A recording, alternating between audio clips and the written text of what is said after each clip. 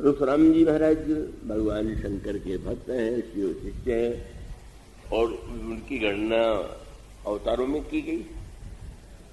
पर वो यह प्रसंग जब आता है कि उन्होंने जब यह समाचार सुना कि शंकर का धनुष किसी राजकुमार या राजा के द्वारा तोड़ दिया गया, तो उन्हें क्रोध आया। और उसके पश्चात वे आते हैं तमतमाते हुए। मैं पर सूत्र पर ध्यान देंगे, दोनों ही राम हैं, और अगर विचार करके देखिए तो दोनों ही क्यों, सब राम है। जब ये वंदना रामायण में की गई हो कि सिय राम में सब जग जानी, तो फिर ये दो राम में टकराहट क्यों? और उसको काव्य का वैसे तो ये प्रसन्न धनुष यज्ञ और संवाद का इतना लोकप्रिय है कि बहुत बड़ी संख्या में लोग उपस्थित होकर के उसका आनंद लेते हैं। उनको आनंद आता है कि इसमें शायद तू मैं है, कैसे उन्होंने क्या कहा, उन्होंने कैसे काटा, इस तरह की बात। पर आप विचार करके देखिए, हम मूल एक ही। परशुराम जी महाराज ने क्या किया, मानो जैसे कोई अपने आप को भूल गया। तो भूल जाने के बाद भी वो व्यक्ति तो वही है। इसलिए अब आप यह देखें कि परशुराम जी महाराज अपना जब परिचय देते हैं तो बाल ब्रह्मचारी कहने में तो कोई आपत्ति नहीं है। क्रोधी कह करके डराने का भी वाक्य कहते हैं। पर एक वाक्य जब वे कहते हैं कि बाल ब्रह्मचारी अति कोही विश्व विदित क्षत्रिय कुल द्रोही, तब मैं बाल ब्रह्मचारी परशुराम क्रोधी हूं और क्षत्रिय कुल का विरोधी हूं। क्या हुआ? भगवान राम का वैसे जन्म जो हुआ व्यवहारिक अर्थों में वो क्षत्रिय वर्ण में हुआ, तो भगवान राम उत्तर में कह सकते हैं कि मैं क्षत्रिय कुल रक्षक हूं, और रक्षकों के आज भी वही झगड़े चलते रहते हैं। उसका मूल सूत्र ये है कि उन्होंने यदि ये कहा होता कि मैं अन्याय को नहीं सह सकता, बुराई को मिटाना, बुराई को दंड देना ये हमारा कार्य है, तो बात न हो। पर इस परिचय में ही वही, और इसके लिए गोस्वामी जी ने काव्य की एक बड़ी सुंदर पंक्ति सुनी, जिसमें परशुराम जी आए, विश्वामित्र जी श्री राम लक्ष्मण को लेकर के उनके पास गए, और विश्वामित्र और परशुराम जी का मिलन हुआ। कृपया थोड़ा चैतन्य रहिएगा और आप लोग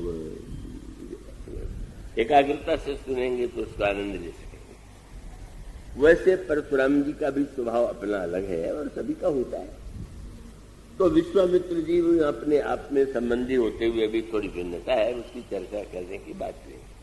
विश्वामित्र जाकर के परशुराम जी के गले से मिलते हैं और फिर उन्होंने दोनों भाइयों को बुलाया और बुला करके कहा कि प्रणाम करो। तो भगवान राम और लक्ष्मण ने प्रणाम ही नहीं किया, साष्टांग प्रणाम किया, परशुराम जी के चरणों में गिरे।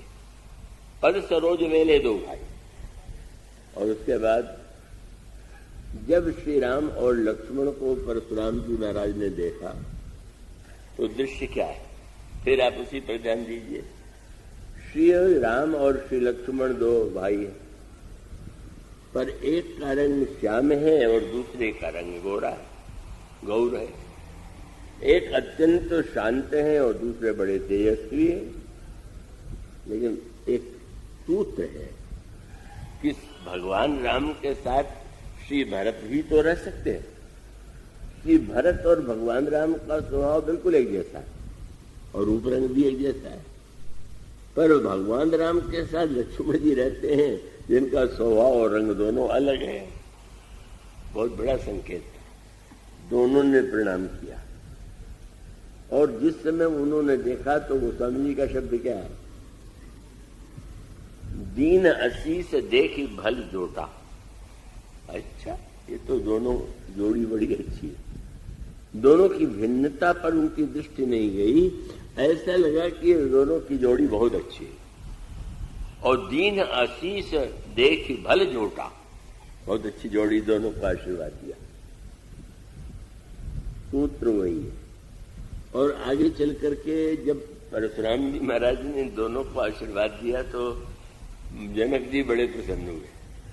बोले आज तो महाराज का स्वभाव लगता है शांत हो गया है। आपने धीरे से श्री किशोरी जी की सखियों को कहा कि यही अवसर है, आकर के मेरी पुत्री भी तो भगवान परशुराम के चरणों में प्रणाम करे। और सखियां सीता जी को लेकर के आती हैं और उन्होंने सीय बिलो का बस सीय बुलाई प्रणाम करावा, प्रणाम किया। उनको भी परशुराम जी ने आशीर्वाद दे दिया। बहुत आनंद का दृश्य। पर अचानक क्या हुआ? और वो केवल विनोद नहीं है, वो तत्व है। क्या? परशुराम जी महाराज हृदय से लगे। परशुराम जी महाराज ने श्री राम और लक्ष्मण दोनों की जोड़ी को बहुत अच्छा उनको लगा, प्रिय प्रतीत हुए, आशीर्वाद दिया, सीता जी को आशीर्वाद दिया। पर अंत में बड़ा फिर से क्रोध आ गया। कब क्रोध आ गया? तो जब तक इस जोड़ी को देखते रहे तब तक बहुत आनंद आ रहा है। पर अब क्या दिखाई देने? देखे चाप खंड मुँह जारे, धनुष के 2 खंड दिखाई पड़े।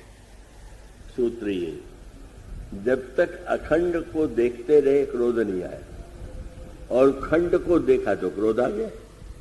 और ये हमारे आपके जीवन का सत्य है। अखंड में दृष्टि है तो क्रोध नहीं, और खंड को, मैंने कहा व्यवहार में खंड स्वीकार करिए, लेकिन खंड को सत्य मान करके अखंड को यदि भुलाएंगे तो लड़ेंगे, झगड़ा करेंगे। यही एक मूल प्रारंभ था। और उसमें बड़ा विलक्षण क्रम। पहली बार देखा तो लगा कि दोनों भाई ये तो बहुत अच्छे लग रहे हैं, दोनों बड़े, दोनों का रूप अलग भले ही हो पर ये जोड़ी बहुत अच्छी है। और थोड़ी देर के बाद ये लगने लगा कि बड़ा भाई तो सज्जन है और छोटा भाई खोटा।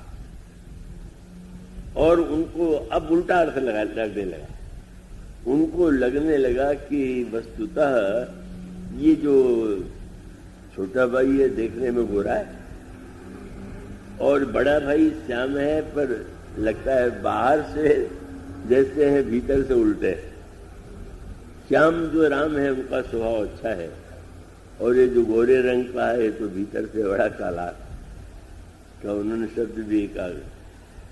तो अब ये जो परिवर्तन हो रहा है, पहले राम लक्ष्मण बहुत अच्छे लगे, बाद में राम अच्छे लगे, लक्ष्मण बुरे लगे।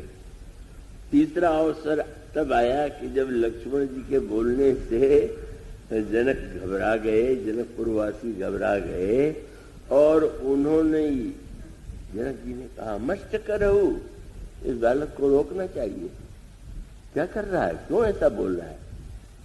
तो भगवान श्री राम ने सोचा कि तो लोगों को लगेगा कि आपने तुरंत बोले नहीं, पर नैन तरेरे राम, नेत्र तरेर करके लक्ष्मण को देखा।